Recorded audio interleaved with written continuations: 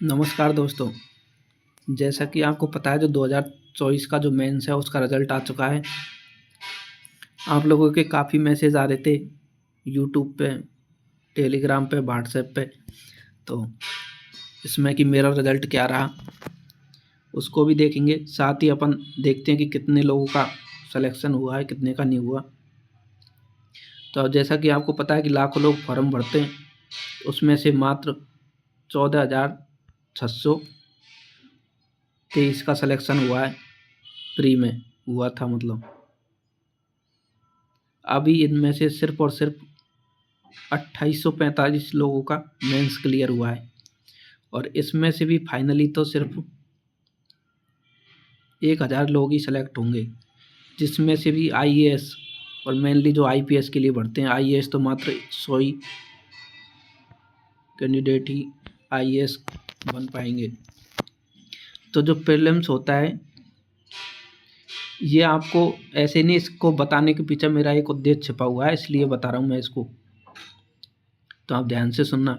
जैसे 14,000 ने दिया, इसमें से आप यकीन मानो 30,000 ऐसे काबिल रहते हैं कि उनका प्रीलिम्स एकदम सब कुछ पढ़ा हुआ होता है, सब कुछ एकदम बेटर होता है, लेकिन लास्ट टाइम पे परफॉर्म नहीं कर पाते या कुछ और दिक्कत हो जाती है, तो इसलिए उनका प्रीलिम्स तो मतलब 15,000 तो बिल्कुल ऐसे जो आप उनसे कुछ भी कहीं से भी पूछ लो प्रीलिम्स में ही बाहर हो जाते हैं, जो कि काबिल थे प्रीलिम्स निकालने के लिए।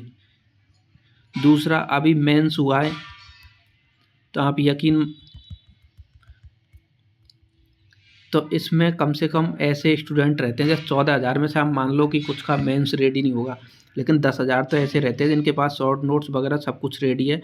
और इनमें से भी मतलब लगभग दुगने लगाऊं, मतलब ये 3,000 मान लो, लगभग 6,000 तो ऐसे हैं जिनका सभी पेपर बढ़िया हुआ, कंटेंट भी बढ़िया था, सारे क्वेश्चन करके आए, फिर भी मेंस में वो रह गए। आप सोचेंगे कि ऐसे कैसे रह गए, तो आपको एक चीज़ बताता हूँ। देखो, जैसे आपको ना एग्ज़ाम में ये पता कौन कॉपी चेक करता है, ना ये पता किस हिसाब से मार्किंग होती है, मतलब किसी को एग्जैक्टली किसी को पता नहीं है, कितने नंबर आए ये भी पता नहीं है अभी तक। तो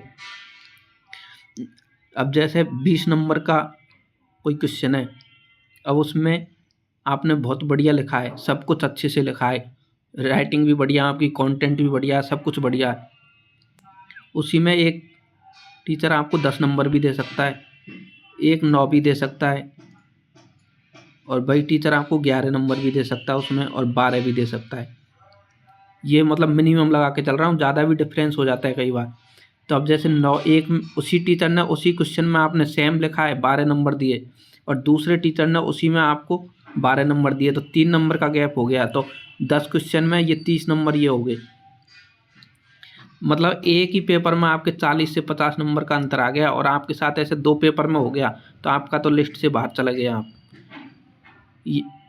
या तो आपका मतलब फाइनल लिस्ट में नाम आ रहा होता 50 नंबर पे, या फिर आप लिस्ट से ही बाहर चले गए, मतलब मेंस ही क्लियर नहीं हुआ। इंटरव्यू तो दूर छोड़ दीजिए, फाइनल सिलेक्शन दूर छोड़ दिए, आपका लिस्ट से ही बाहर हो गए। तो ये 40-50 नंबर ऐसे होते हैं ना दोस्तों, आप विश्वास नहीं करोगे। मतलब मैं अपनी बताऊंगा तो आपको शायद आपको लगेगा कि शायद ये पैसे बता रहा है। मैं अभी आपको बताता हूँ, ये वीडियो में डाल भी नहीं रहा था, लेकिन आज सुबह पहले की बात है, मतलब आज सुबह मॉर्निंग में, जो अभी जैसे अभी तो हम पैसे लेता हूँ मैं स्टूडेंट से गाइड करने के लिए, पहले मैं सारा काम फ्री में करता था। तो जो हमारा जो पुराना बैच था, जो मतलब जो फ्री में गाइडेंस देता था, उसी में एक लड़की थी राजस्थान से, अभी जयपुर में रहती है, उसका सुबह मेरे पास कॉल आया। उसका यूट्यूब चैनल भी है, लाखों में सब्सक्राइबर हैं। उसने पिछली बार भी मेंस लिखा था, इस बार भी मेंस लिखा है, और उसका आरएएस का इंटरव्यू भी दे रखा है। तो उसने आज मेरे को फ़ोन करा सुबह,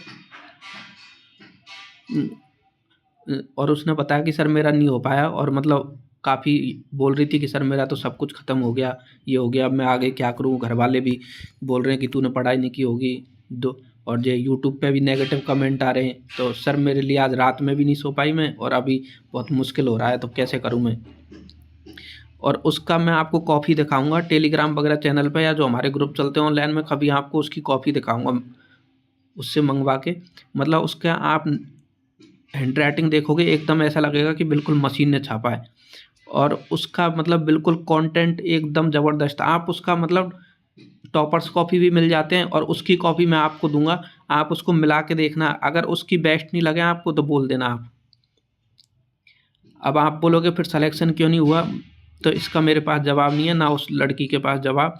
तो मेरी आपसे एक ही गुज़ारिश है कि मतलब जिनका सिलेक्शन हो गया अच्छी बात है, उनको बधाई। जो मतलब वो अपना डेप सेकंड अच्छे से फिल करना, मतलब बाद में चेंज नहीं होता, तो उसको ध्यान से फिल करना है। और जो नहीं हो पाए तो उनको टेंशन लेने की ज़रूरत नहीं है।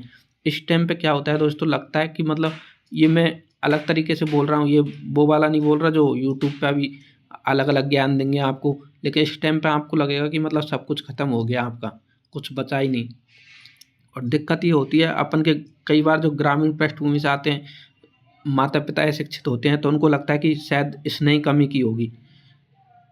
और कई बार दोस्त वगैरह भी सही दोस्त नहीं होते, तो उल्टा वो भी मजाक वगैरह बनाते हैं। अब जैसे यूट्यूब चैनल है उस लड़की का, तो उस पर भी नेगेटिव कमेंट वगैरह, हालांकि हमारे इस चैनल पे अच्छा है, मेरे को अच्छा लगा यही चीज़ देख के कि एक भी नेगेटिव कमेंट देखने को नहीं मिला कहीं पे भी। सब तो पॉजिटिव रहें तो अच्छा है, वो आपके लिए अच्छा है। किसी को ट्रोल करने से क्या फ़ायदा है? एक तो देखो उसका मेंस निकला, आप ऊपर से उसको मैसेज कर रहे हो। मेरे जैसे को करोगे कोई फ़र्क नहीं पड़ेगा, क्योंकि मैं इस प्रोसेस से कई बार पास हुआ हूँ, कई बार फेल भी हुआ हूँ। जैसे मैं अपनी बात करूँ, जैसे मेरे जो हिस्ट्री ऑप्शनल है मेरा, पेपर सेकंड में मेरे 154 नंबर थे, जबकि मैं सोच रहा था इसमें मेरे 140 नंबर आ जाएँ, 145 नंबर आ जाएँ, वही बहुत है। जबकि इसमें आए मेरे 154 नंबर। और एक दूसरी सब्जेक्ट की बात कर लेता हूँ, पेपर थर्ड इकोनॉमिक्स के, जिसमें मैं सोच के चल रहा कि उसमें ज़्यादा नंबर नहीं आते, मैं सोच रहा 100 नंबर आ जाए। मैं उसमें बहुत शानदार लिख के आया, इकोनॉमिक्स मेरा ऑप्शनल था और मेरा स्ट्रॉन्ग भी है इकोनॉमिक्स, लेकिन उसमें मेरे बहुत ही कम नंबर आए, मतलब मैं आपको बता भी नहीं सकता। जबकि मेरे को उसमें अच्छी उम्मीद थी। और जिस पेपर में मतलब जो पेपर सेकंड था हिस्ट्री का, जिसमें मेरे 154 नंबर आए, उसमें मेरे को इतनी उम्मीद नहीं थी कि इतने नंबर आ जाएंगे, तो इसमें एक्स्ट्रा आए। और जो पेपर फर्स्ट था हिस्ट्री का, उसमें मेरे 100 से भी कम नंबर थे। तो अब इसका जवाब मेरे पास भी नहीं है कि इसमें 100 से कम नंबर आए, कोई दिक्कत नहीं है, लेकिन इसमें मेरे 154 नंबर कैसे आ गए? मतलब मैं 140, 145 इस। तो दोस्तों ये कॉफ़ी चेक करने के, आप मानो या मत मानो, कॉफ़ी चेक करने वाले के ऊपर काफ़ी डिपेंड होती है। आपने क्वेश्चन ही नहीं किए, मतलब छोड़ के आए हो क्वेश्चन, या अच्छे से नहीं लिखे, उसकी तो बात ही दूसरी है। मतलब उसमें तो कंपटीशन रहता ही नहीं। मेन कंपटीशन होता है जो 6000 होते हैं ना, चलो 6000 मत मानो, आप 4000 मान लो। तो जो 1000 रही है ना, ये इसमें से जैसे 3000 का लिया है, तो जो 1000 फेल किए ना, आप यकीन नहीं मानोगे, आप उनकी कॉपी चेक करना, कंटेंट की कोई कमी नहीं रहेगी, सब कुछ एकदम बेटर मिलेगा। लेकिन वो ही है कि किस्मत के, मतलब किसी की कॉपी किस किस पास पड़े। एक टीचर तो ऐसा है नहीं है सारी कॉपी चेक करता है, अलग अलग टीचर पढ़ते हैं, और फिर वो टीचर के ऊपर डिपेंड करता है, आपको उसमें से 20 में से 10 भी नंबर दे सकता है, 12 भी नंबर दे सकता है, और फिर ये सीधा सीधा 40 नंबर, और 40 नंबर के या तो आपका मेंस फाइनल लिस्ट में भी जगह दिला सकता है, या फिर आपका मेंस ही रोक सकता है। तो ये थोड़ा सा गणित आपको मैंने समझा दिया, बाकी मैं इतना ही बोलना चाहूँगा, आप समझ गए होंगे। और मेरा क्या रहा, तो डायरेक्टली आपको बताने से क्या फ़ायदा, आप समझ गए होंगे जो मैंने आपको हिंट दिया उससे। बाकी जो भी हमारे से जुड़े हुए हैं, टेंशन मत लीजिए, आपको बिल्कुल कोई कमी नहीं आएगी। मेंटरशिप प्रोग्राम में जैसा चल रहा था उससे और बेटर तरीके से हम करने की कोशिश करेंगे। और जो स्टूडेंट जो मेंटरशिप में थे और जिनका इस बार मेंस नहीं हुआ है गलती से, तो बिल्कुल टेंशन लेने की ज़रूरत नहीं है। अभी आप 1-2 दिन रेस्ट कीजिए, 2-3 दिन कहीं पे भी घर पे घूमिए, अपने दोस्तों से बात कीजिए, और लगता है कि कोई भी आपकी बात को समझने के लिए तैयार नहीं है तो आप बिल्कुल मेरे से मिलने आ सकते हैं, फ़ोन पे भी बात कर सकते हैं, मैं बिल्कुल आपके साथ हूँ। और फिर आपका जैसे नहीं हुआ है तो अभी तुरंत पढ़ाई शुरू करना आपको फ़ायदा नहीं है, 2-3 दिन का गैप लीजिए अभी कम से कम, कुछ भी कीजिए, आप घर पे घूमिए, कुछ भी कीजिए, और फिर आप मेरे पास आना, फिर अपन डिसाइड करेंगे कि आगे की अपन की रणनीति क्या होगी। Thank you.